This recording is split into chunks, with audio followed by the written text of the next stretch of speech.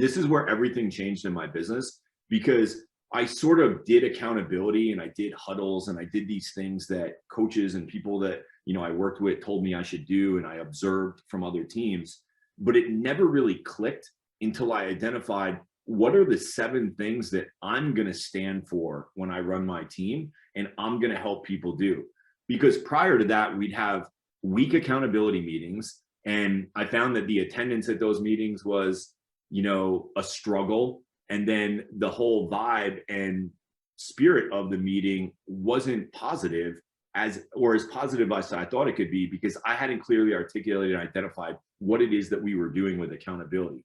Once we got the accountability metrics identified and then had a good weekly accountability meeting around those metrics, then the third thing, the one-on-ones became just pure fire. Because instead of sitting down with an agent and saying, I don't know, maybe somebody watching this can relate.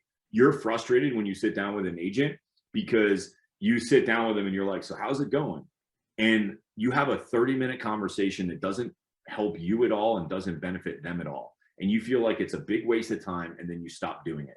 That was the way it was for me early on until I got number 1 and 2 nailed. Then I could go into the one-on-one meeting. And I had a very specific agenda to that meeting. It was, hey, let's both share something positive, both personally and professionally, because now it's just you and me. And I want to build our relationship personally and build our relationship professionally. So we're going to go over a positive, both of us, personally and professionally. Then we're going to pull up your weekly numbers over the last month or since we last spoke. And when we pull up those numbers, we're going to see exactly what your percentages are in each one of those 7 categories.